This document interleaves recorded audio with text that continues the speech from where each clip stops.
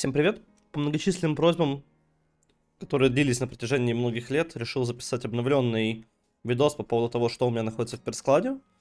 Видос будет максимально без сценария, поэтому уж не обессудьте. Хочу посмотреть, сам удивлюсь, что у меня есть, чего у меня нет, что бы я хотел получить.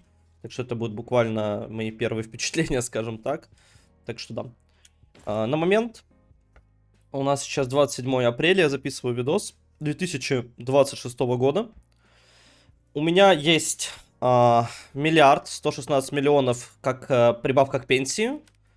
Ну и всякий мусор, который мы не считаем типа актуальным. Поэтому да, миллиард 116 миллионов, которые я пока не инвестирую, потому что не ясно пока куда, чем надо заняться. Моя мейн броня, это штурма, которая у меня уже примерно лет, ну не знаю, года 4. Ее владелец изначально был чел с ником Скатинг, не знаю, играет он нет, но я ее купил до перестроечки. В общем, да, очень старая штурма, одна, наверное, по-моему, это вторая по итерации штурма, то есть если мы берем именно конкретно на ОФТ, то есть одна из старейших штурм. Потом сборка, последняя моя актуальная, которую сейчас я играю в Open World, да, на севере. Это 3 солнца, чтобы контрить кровотечение. Дырка, один змеиный глаз, который по-хорошему стоило бы чем-то заменить, но я не хочу, мне он нравится. Лек жильник, лек радиатор для контра. Тут, в принципе, выглядит она вот пока так. Посмотрим, сколько она продержится. Думаю, что в Next Rebalance мы ее заменим, но пока вот выглядит так. Арша, один из самых убогих внешне моих оружий, потому что мне лень заняться его кастомизацией и нормальным ЛЦУ. Поэтому, да, использую чисто как затычку на второй слот, пока не появится что-то более интересное. Кукри, кому как нравится.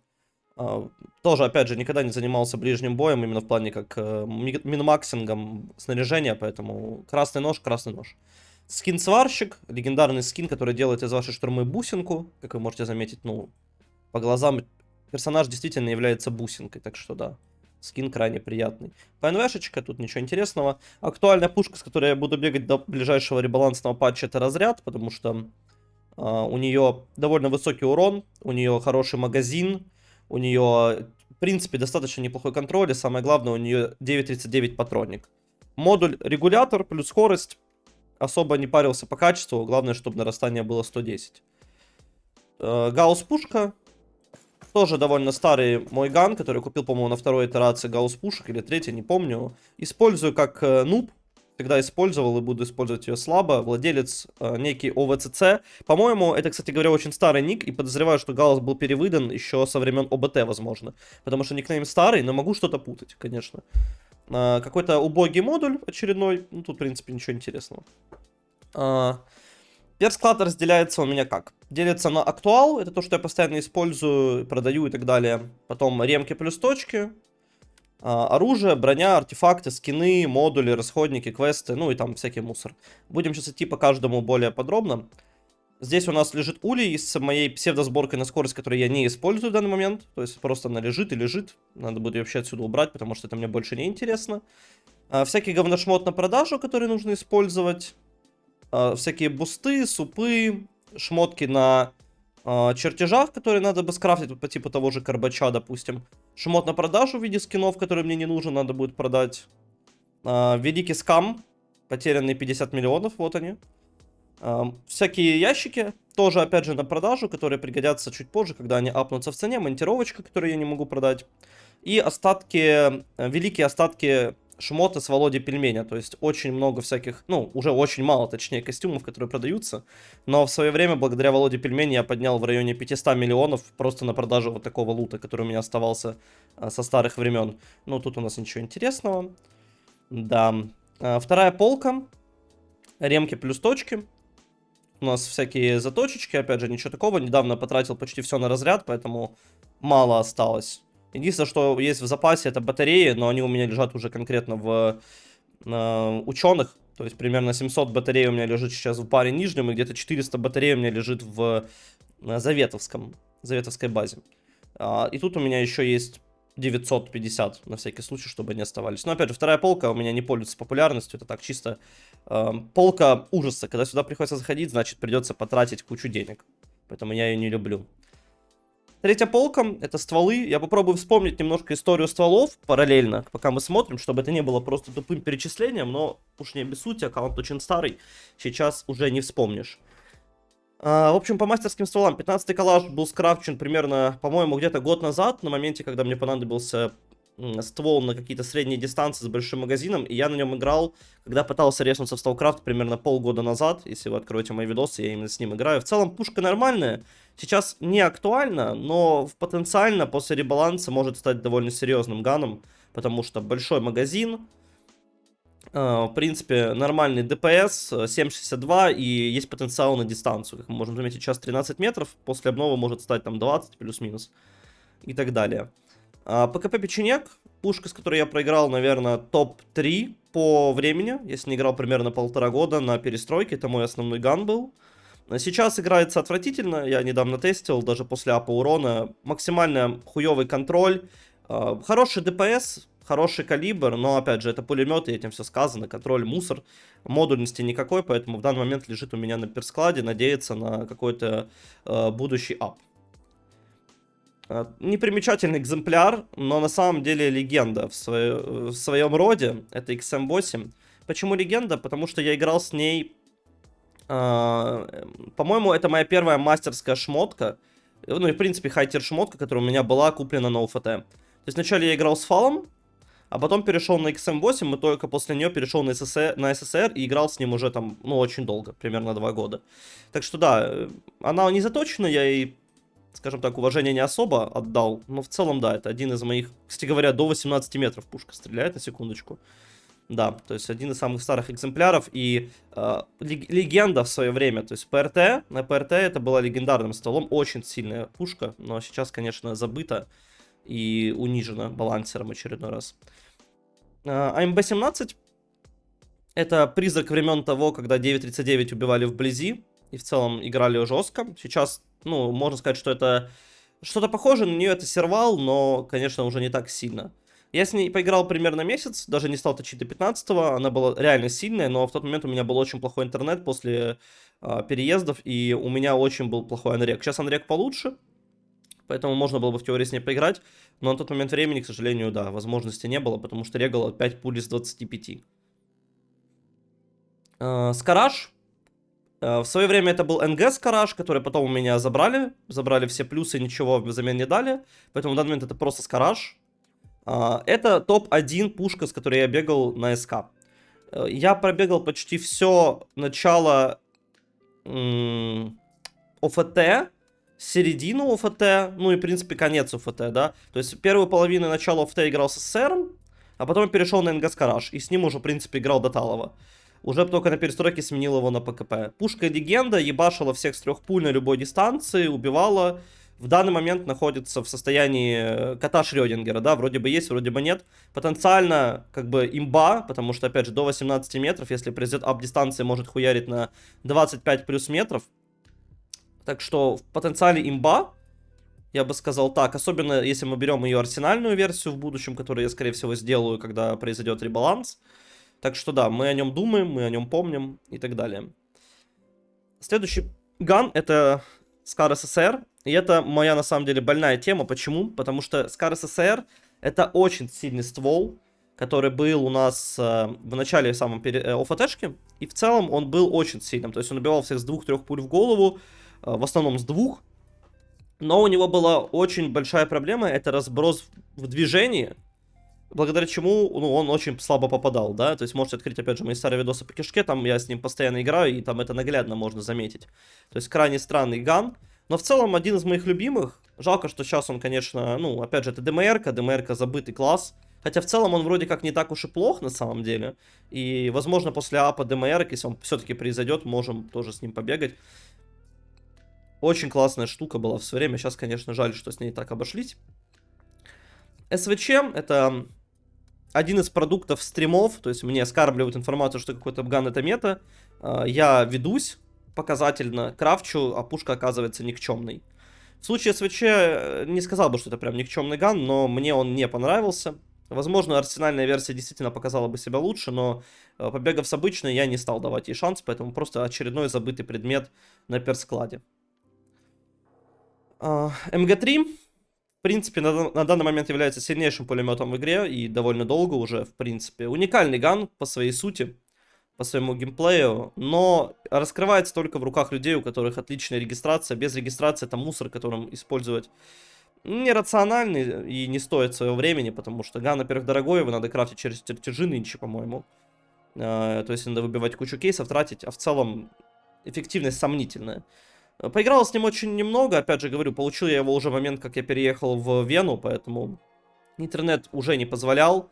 Так что лежит в перскладе, отдыхает, как бы на пенсии.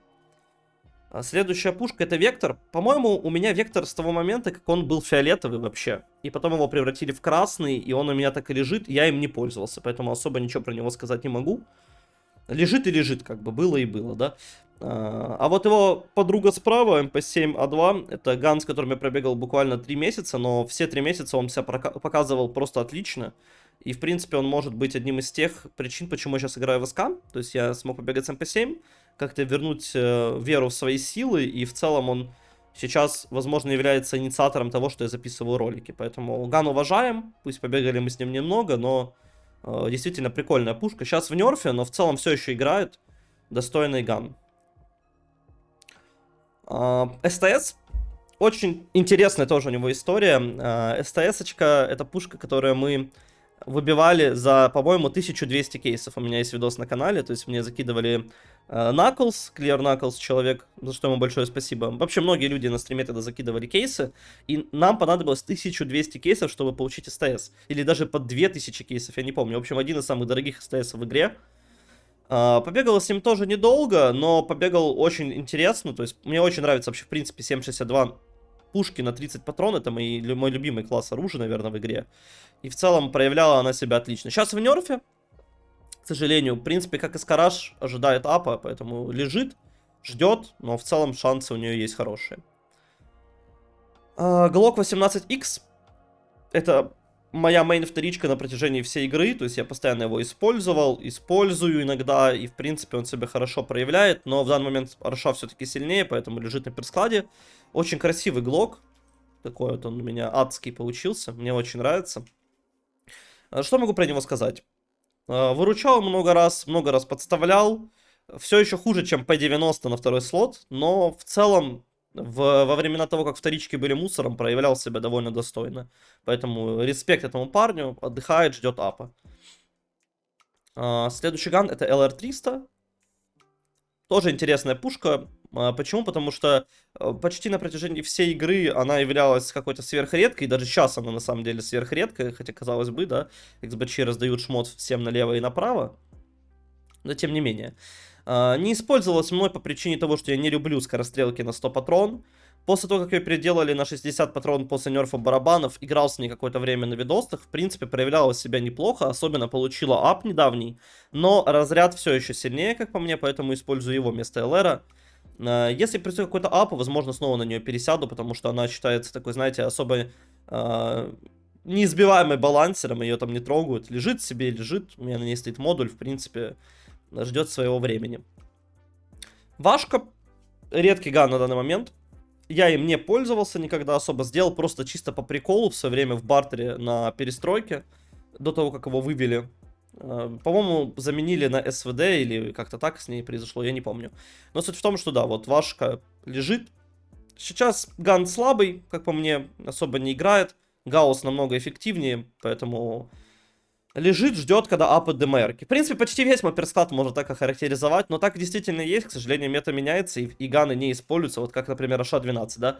В свое время легендарный ган, тоже, кстати говоря, так же, как и МП7, является виновником того, что я резнулся в конце перестройки, играл с ней вместе с Никитой довольно много в 2 аши, и нам очень нравилось, но после того, как у нее убрали останову, в принципе, эта пушка полный мусор, которая имеет один из худших контролей в игре и абсолютно не востребована, потому что урон слабый, калибр сильный, но ДПС не хватает. Могло бы хватать только в случае нормального контроля, но ее почему-то задничали, и сейчас она, ну, просто хуйня. Другого слова не продавать, просто, ну, хуйня. Фамасик, к сожалению, является жертвой отсутствия рукояти все еще. Нет возможности поставить, поэтому ЛР тоже, как по мне, намного сильнее. В целом у пушки очень высокий ДПС, но 5.56, низкая дистанция, хотя, ну как низкая, 12 метров не то чтобы низкая, но низковатая. В принципе, пушка неплохая, но точно не прайм, точно не S-тир, поэтому лежит и лежит себе. Мой единственный дробовик мастерского тира, это А12, сейчас является самым слабым дробовиком. Какое-то время игрался имбово после апа. Все время до этого был ПВЕшным, и в принципе я его для этого и получал, для того, чтобы он был ПВЕ дробовиком. Много о нем сказать не получится, потому что бегал с ним крайне мало за все это время. В основном бегал на Лиманске, и он себя там показывал весьма приемлемо, но, к сожалению, сейчас не актуален.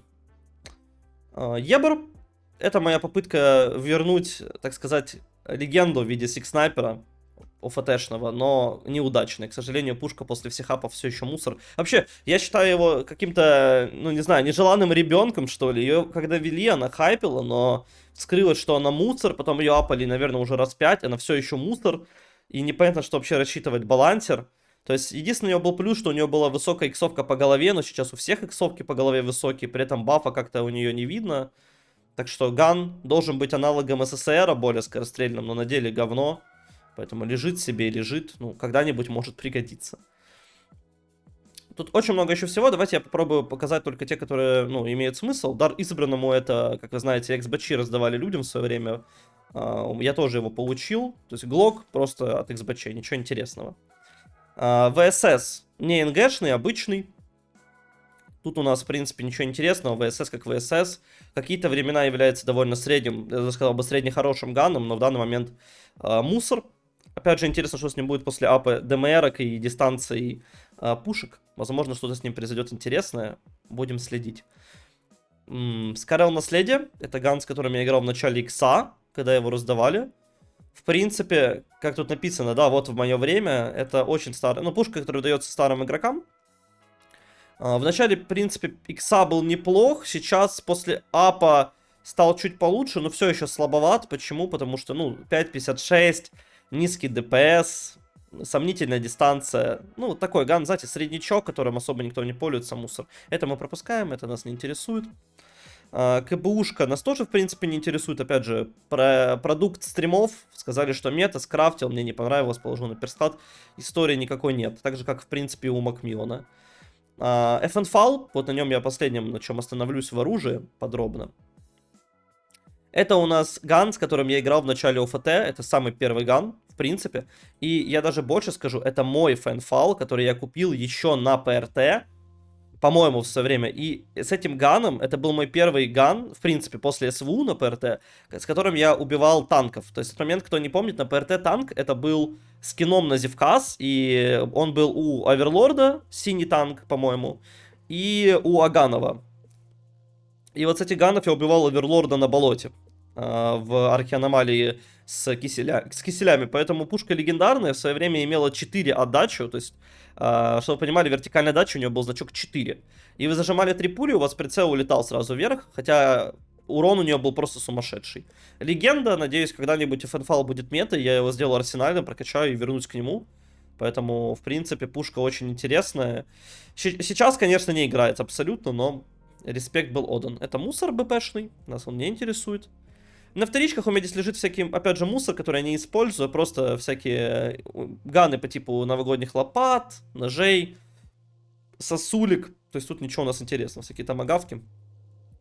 Переходя к броне, тут у нас всякие берложки, дубаки. Ничего интересного, просто контейнеры старые, которые у меня есть. Из оружия мусор по бартеру, который я сделал по приколу. Броня, в которой я бегал почти половину ОФТ. Танк, легендарный танк на кишке, убийца болотников, людей, маскарада кишкового и так далее. Мало что можно о нем сказать, просто легенда. Легенда кишки. Такой вот у него статус. Действительно, броня, которая дала очень многое. До сих пор использую время от времени, к слову, так как единственная моя боевка. По броне, в принципе, я не заморачиваюсь, как вы можете заметить, у меня нет особо никаких броников, только всякий ветеранский мусор, который я использую так чисто. Ну, как просто, знаете, память. Тут у меня ничего интересного нет. Теплые свитеры, модные куртки, всякие такие штуки. Долгожитель, очевидно, был получен вместе с Скаром. Зевказ скрафчен по приколу. Сатурн скрафчен по приколу. Атлас получен на варпе, да. Как-то так. Так что да, броня у меня здесь не особо развита, я не вижу от нее смысла, пока у меня штурма. Если ведут какие-то дальнейшие броники, либо нового качества, либо какую-нибудь уникальную боевку, я просто ее сделаю, и как бы нет смысла от миллиона бартерной брони, так что тут я в целом не заморачиваюсь. Артефакты. Это то, чем я сейчас занимаюсь в актуале на стримах. Я собираю свою коллекцию искловых артефактов. Хочу иметь искловый арт каждого, ну, каждый артефакт по искловому качеству, хотя бы одну штуку. В среднем я к этому уже довольно близок. То есть у меня очень много всяких приколов в моей актуальной сборке с легендарными там шмотками, да, с искал солнцами. Тут лежит. И в целом я их собираю потихонечку. Вот, например, тут 2 светляка у меня искловых, дырка. Всякие артефактики. От артефактов низкого качества я избавился, то есть они у меня лежат, я их потенциально продам, скорее всего, просто. Сейчас я, вот, например, осколочки, да, тоже интересный пример того, как могут имбалансные арты в свое время потерять полностью актуальность и сейчас лежать просто в перскладе. Надеюсь, когда-нибудь мы получим их ап, потому что легенда, конечно, арты. Лежат, отдыхают, ждут своего часа, всякие флегмы. Как-то так. По истории артефактов тут ничего особого интересного нет. Я всегда артефакты продавал, поэтому ничего про них интересно рассказать не могу. Призмочки лежат всякие, примы легендарные, цибули, каблуки. Ну, вихри я никогда не покупал, мне это не интересно. Разве что чуть позже, возможно. Редкий радиатор, но у меня сейчас легендарный в сборке, так что да. Обруч стоит тоже купить из кловы, скорее всего. Одна мамина буса на всякий случай. Смольничек, ну и жильник легендарный у меня сейчас в сборке, так что тут такое. Раньше тут лежали кисели, но кисели я покажу чуть позже, они сейчас в другом месте. Следующий такой прям конкретный у нас отдел, это скины. Очень много скинов разных нательных, которые у меня есть, многие из них считаются супер дорогими, типа того же Воронина, допустим, да. Ну, в целом здесь довольно редкие скины лежат. Я их никогда не коллекционировал, но, знаете, со временем они у меня появлялись. И вот, например, скин Молчун. Не будем о нем говорить, у него страшная история. Всякие скинчики просто нательные, прикольные, которые я продавал со временем. Тоже очень много заработал на продаже дубликатов, которых у меня были. Ну и так далее. Тут, в принципе, ничего особо интересного у нас нет. Просто скины и брелки. С модулями тут тоже... Ничего особо сказать не могу. Всякие разные приколы, типа убрать приклад, ложе карабина Мосина, магазинчик и так далее. Никогда особо не гнался. Сейчас вступил в клан, поэтому постепенно собираю коллекцию из красных обесов. Она вот тут у меня лежит, ну и в том числе на пушках. Поэтому я думаю, эта тема будет у меня пополняться сейчас намного более активно, чем раньше. Потому что раньше это, знаете, ну, не требовало особо вашего внимания. Есть и есть, как бы. Расходники смотреть не будем, здесь ничего интересного. А вот 9-я полка действительно интересная. Почему? Потому что тут находятся уникальные предметы со старых кейсов, которые вот вы можете заметить. Да, президента, допустим, как бы, да, президент запретил срать, поэтому он лежит здесь. Череп, амулет сварпа, мой первый сак, всякие монетки ОФТшные, которые можно было использовать. Ящички, ну, заповеди это актуал, поэтому это не интересно.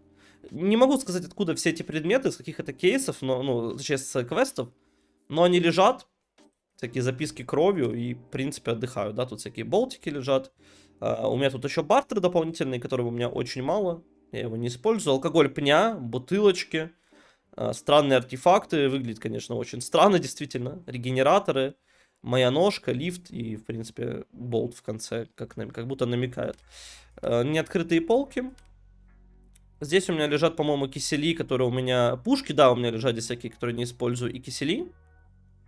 Кисели только изученные, неизученные лежат в резервном складе, сейчас я их тоже покажу.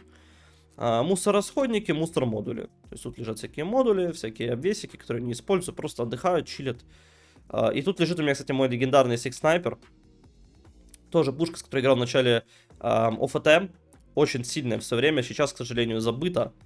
Получил какой-то небольшой возврат популярности, когда игрался на ветеранках, но сейчас я не знаю, играет с ним кто-то или не играет, в общем. Жаль этого добряка. Страйкбольный сик. Тоже очень сильное оружие, можно играть сейчас мета, разъебывать всех. Совок, легенда тоже, одна из легенд, мой первый пулемет. Забыт, к сожалению, но... Возможно, когда-нибудь получим его вид в арсенале, если все-таки разработчик додумается добавить ветеранские пушки в арсенал, но не знаю. Единственный, насколько я понимаю, пулемет на 5.56, возможно, путаю, возможно, не единственный, но в свое время был аналогом облегченным по ПКП, но в данный момент является просто мусоркой, к сожалению. БМ Хлыща, по-моему, вообще сюжетный какой-то дробовик. Да. И последнее, что у нас осталось, это резервный склад. Тут, в принципе, ничего интересного, кроме какого-то старья, который я не использую более. Но, тут находится безумие. Так называемая коллекция киселей. Кстати говоря, болты всякие, патроны на гаусс. И хвост слабой кошки. Я не знаю, можно ли вообще достать 100 бутылок. К слову, каждая бутылка стоит по миллиону, и, возможно, мне стоило бы об этом подумать. Но непонятно вообще, как это реализовать. И из интересного, да, ну вот они, ребят, как бы тут слова излишние, просто вот посмотрите. Вот они, как бы, вот они, мальчики. Все здесь, кто думал, что их продал или так далее, ничего подобного, они все еще лежат у меня на резервном складе. Я не знаю, сколько здесь надо, ну, в общем, посмотрите на это просто. Да. И в самом низу тут какие-то тоже расходнички маленькие. Вот, как-то так, ребят, как-то так. Из еще интересного, что можно было посмотреть, это в принципе, ну, это не как аккаунт, это просто КДшечка, статистика. Ее может посмотреть, в принципе, каждый. Тут, кстати говоря, всего уделался 10к часов, не так уж и много по сравнению с многими в данный момент. Из интересного это мой твинк, это Володя Пельмень. В свое время персонаж, который смог заработать примерно 50 плюс миллионов на дуэлях на ножах. Притом старые 50 миллионов, то есть это еще не актуальные. Назовем его тоже легендой, пусть и в узких кругах. Я не знаю, можно ли здесь это посмотреть. В сессионные режимы. Тут, по-моему, наверное, где-то здесь есть дуэли. Вот, участие в поединках. Тут не написано в игре на ставках, оно, видимо, еще не работало, тогда я не знаю. И победа в поединках в равных условиях 832. То есть буквально почти все ножи я победил. Действительно, крайне интересный был аккаунт в свое время. Сейчас используется мной как склад моего миллиарда, он у него просто лежит. На самом Володе ничего нет, я все продал, что тут было. Заработал огромные суммы с продаж, действительно очень большие. То есть, можно сказать, что аккаунт мог бы стать в актуале супермастеркой, либо даже штурмой, но я не вижу смысла качать еще одного бандита, поэтому просто, по сути, мой склад.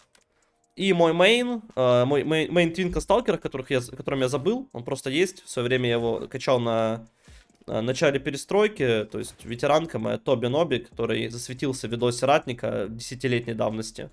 Когда-то я на нем играл на ПРТ, но сейчас это уже не актуально. По сути, просто аккаунт, который, ну, есть и есть у меня. Я твинки не развиваю.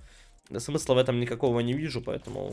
Альба, Вал, в общем, любой бомж 50 часов спокойно зафармит подобный же аккаунт, или вообще за 20, поэтому... Такое. Андрей Ноутбук. Это персонаж, о котором я играл после переезда в Вену, когда у меня был только ноутбук.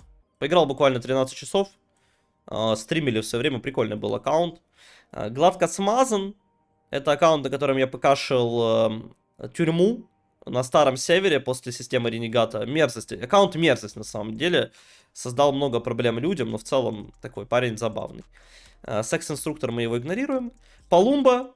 Легендарный персонаж, который добрался с Мари до Старого Севера и не потерял пак.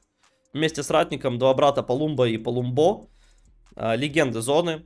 Действительно, легенды зоны. Я думаю, что кто-то вообще, в принципе, повторял наш подвиг, поэтому легендарный аккаунт. Диза. Мой мейн времен ПРТ. Играл именно на нем. В свое время бегал с моткой, с X снайпером и 20-й заточкой. Легенда ренегатов. Очень сильный аккаунт был в свое время. В данный момент просто является, по сути, забытым аккаунтом. Но... Лежит и лежит, я не знаю. На нем, кстати говоря, были куплены мои первые вещи. То есть это Туманка и СВУ. Это мои первые донаты в СК, которые были еще в 16 году, по-моему, либо в 17-м. И, к сожалению, эти вещи разобраны. Сейчас мы их уже не найдем, что Туманка, что СВУшка были разобраны на ОФТ ради ремонток. Поэтому, к сожалению, это потерянные вещи. Но в целом, в данный момент находится на баре, отдыхает. Все они на пенсии. И за них отдувается только вот это чмо. Так что как-то так. В общем... Да, надеюсь, вам понравился видос, потому что это максимально сумбурный, не похоже сейчас, как я делаю, но мне кажется, именно в таком формате он и должен зайти, потому что не хочется сделать какой-то такой, знаете, хлыщенный сценарий. Просто посмотрели, что есть, посмотрим, что надо еще сделать, потихонечку будем это добывать, ну и, в принципе, продолжать его развитие, потому что это, в принципе, уже часть моей жизни, и не особо хочется ее лишаться. Так что да, как-то так. Спасибо всем, кто посмотрел. Ставьте лайки, ставьте комментарии, заходите в телеграм-канал. Буду ждать вас на следующих видосах.